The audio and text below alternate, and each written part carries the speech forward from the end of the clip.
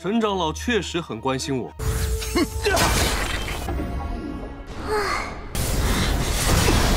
可是出了名的罢了。我也觉得，但应该是生来便有修为的东西。无聊。一起啊！ Halo guys, balik lagi bersama Mimin from Zero. Di video kali ini Mimin bakalan kembali melanjutkan alur cerita Donghua berjudul Alam Dewa Tanpa Akhir episode ke-12 ya. Seperti biasa, sebelum masuk ke rekap ceritanya, buat kalian yang menonton video ini tapi belum subscribe, tolong di subscribe dulu ya guys. Dan jangan lupa nyalain lonceng biar nggak ketinggalan update terbaru dari channel From Zero. Playlist untuk Donghua ini juga udah tersedia bagi kalian-kalian yang baru aja bergabung dan belum nonton episode sebelumnya ya. Ya udah deh, nggak usah berlama-lama lagi, langsung saja kita ke rekap ceritanya guys.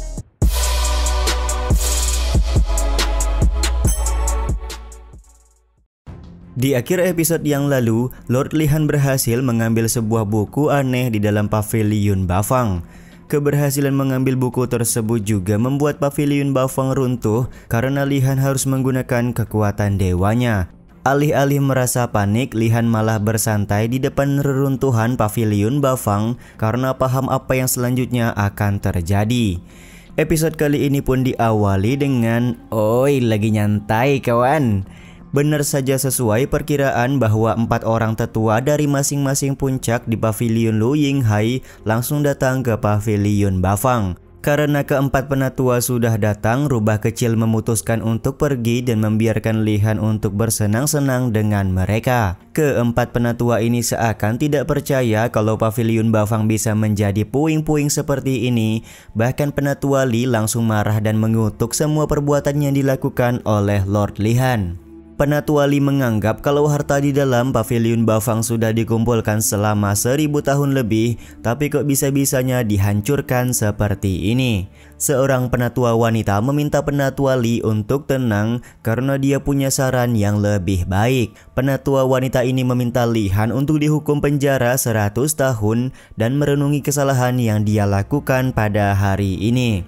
Sementara itu, penatua Qin Feng sendiri siap menyimpan pedang Heilin milik Lord Li-Han selama Li-Han menjalani masa hukuman. Sambil tersenyum, King Li-Han berkata kedatangan penatua Li hanya untuk memarahinya, kedatangan penatua wanita hanya untuk memberikan hukuman, dan kedatangan penatua Qin Feng hanya untuk mengambil pedang Heilin. Lalu apakah penatua Chen datang karena punya maksud yang berbeda dari penatua lain? Sorry ya guys, Mimin kemarin nyebut namanya Bao Wuzeng, padahal nama aslinya itu penatua Chen Yuanzeng. Biasalah ya, karena korban subtitle juga ya, jadi salah-salah sedikit lah. Penatua Chen pun langsung tertawa sembari menjelaskan kedatangannya kemari karena dia cukup peduli kepada penguasa muda pavilion Lu Yinghai yaitu Li-Han. Beberapa saat kemudian datang seorang murid yang sebelumnya meminta Li-Han untuk memasuki pavilion Bafang. Kedatangan si murid sontak membuat penatua Chen kaget. Dia tidak menyangka kalau si murid masih bisa bertahan hidup padahal dia sudah memerintahkan orang lain untuk membunuhnya. Dengan trik liciknya penatua Chen menyerang si murid menggunakan sebuah jarum kecil. Beruntung si murid tersebut berhasil menghindari serangan jarum karena si murid sudah dirasuki oleh si Hai. Si murid pun kemudian meminta maaf sembari berbicara dengan keras kalau dia sudah membuat Li-Han masuk ke dalam pavilion Bafang atas perintah dari penatua Chen. Sontak perkataan si murid membuat penatua Li marah kepada penatua Chen. Pantas saja akhir-akhir ini penatua Chen selalu menanyakan informasi mengenai pavilion Bafang karena ternyata dia ingin menjebak Li-Han di dalam pavilion Bafang ini. Tapi di sini penatua Chen masih mencoba berkilah dengan berkata kalau dia sama sekali tidak mengenal si murid yang datang kepadanya. Meskipun begitu, si murid yang sudah dirasuki oleh si Hai terus-terusan menangis dan meminta maaf karena dia sudah melakukan kesalahan. Penatua Chen sendiri berkata kalau dia sangat peduli dengan penguasa muda, jadi bagaimana bisa punya niatan untuk membunuh Li-Han dengan menjebaknya di dalam pavilion Bafang. Penatua Chen peduli padaku atau datang ke tempat ini untuk memastikan aku sudah mati atau belum, ucap Li-Han sambil nyantai dengan meminum segelas teh. Karena sudah sulit untuk mengelak lagi, pada akhirnya Penatua Chen memutuskan untuk menggunakan pedangnya membunuh si murid. 陈长老确实很关心我。 Kejadian ini pun membuat si Hai langsung keluar dari tubuh si murid dan berkata kepada Li Han kalau misi yang diberikan sudah diselesaikan. Sebagai rasa terima kasih karena si Hai sudah menjalankan misi, maka Li Han akan memberikan puluhan botol anggur yang dia simpan di belakang gunung. Sementara itu, Penatua Li sangat marah kepada Penatua Chen yang membunuh seorang murid tanpa melalui proses hukum terlebih dahulu. Penatua wanita dan Penatua Qin Feng juga punya pendapat yang sama di mana mereka kecewa dengan sikap yang ditunjukkan oleh Penatua Chen. Penatua Chen pun lantas tersenyum sembari berkata kalau Li Han sudah membunuh anaknya, jadi dia harus membalaskan dendam atas kejadian tersebut. Serangan pedang pun langsung diluncurkan oleh Penatua Chen untuk membunuh Li Han.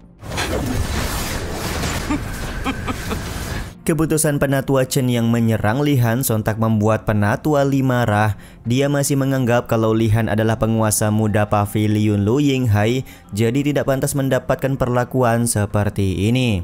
Akan tetapi Penatua Chen tetap pada pendiriannya di mana dia akan membalaskan dendam kematian anaknya kepada Li Han.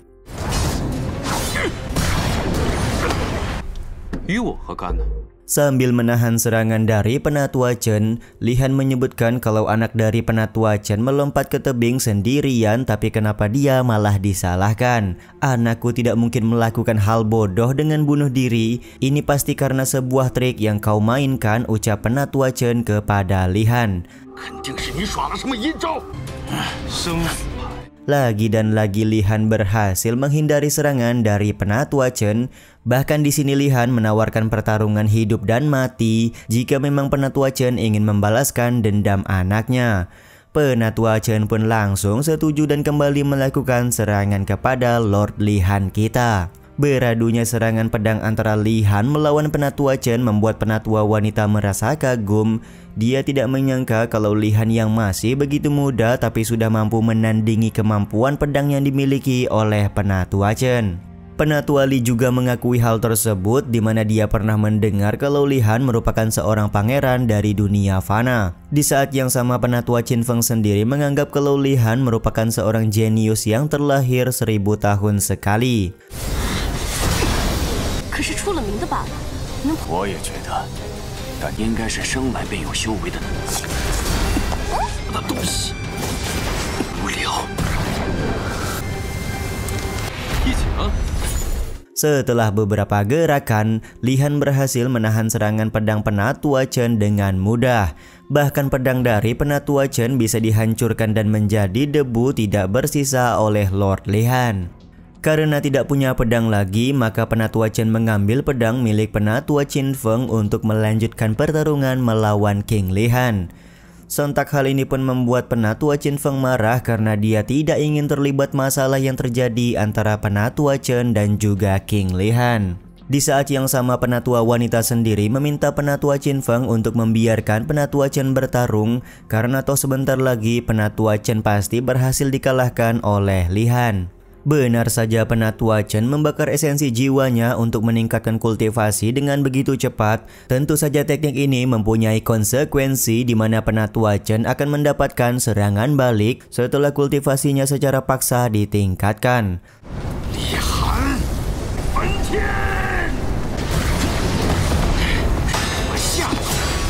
Sambil memborbardir King Li Han dengan serangan, Penatua Chen tampak senang karena jika terus seperti ini dia bisa membalaskan dendam anaknya kepada Li Han. Akan tetapi Li Han masih tampak tenang dan mempertanyakan siapakah orang yang berada di belakang Penatua Chen selama ini. Penatua Chen pun langsung tertawa karena ternyata memang ada orang lain yang berdiri di belakang Penatua Chen.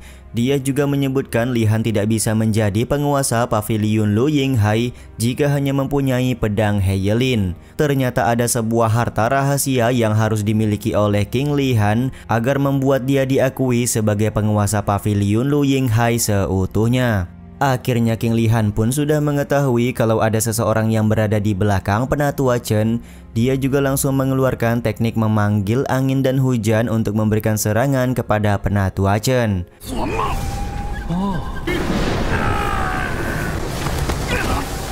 Setelah Penatua Chen terkapar, seperti biasa Li Han langsung melakukan sebuah akting seakan-akan dia tidak sengaja melukai Penatua Chen. Bahkan Li Han menyebutkan beberapa waktu yang lalu Penatua Chen sudah mengirimkan orang untuk mempermalukan Penatua Leng Huan di puncak angin dingin. Hari ini Li Han berdiri di depan paviliun Bafang untuk membalaskan dendam dari Penatua Leng Huan yang sudah dia anggap sebagai guru. Dan yap, ternyata sedari tadi Leng Huan dan Rubah Kecil memantau apa yang sedang dilakukan oleh King Li Han. Rubah Kecil juga menganggap kalau akting yang dilakukan oleh King Li Han sudah berlebihan.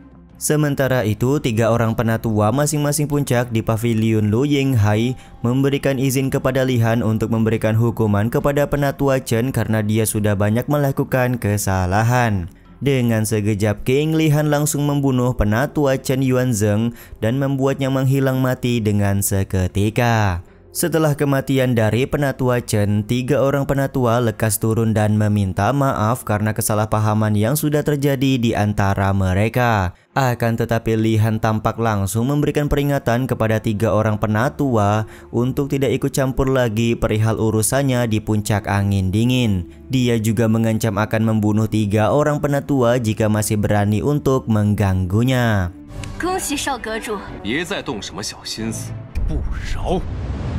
Peringatan yang diberikan oleh Lord Li Han ini juga sekaligus menutup episode kali ini ya guys. Ya udah deh, sampai di sini dulu aja video kali ini. Mohon maaf jika masih banyak kekurangan dan kesalahan dalam penyampaian kata-kata ya. Terima kasih untuk kalian yang udah pada nonton dan jangan lupa subscribe serta nyalain loncengnya ya guys. Mimin selaku penulis narasi, tukang voice over dan tukang edit video pamit undur diri. Salam hangat, see you in the next video. Bye bye guys, see you next week.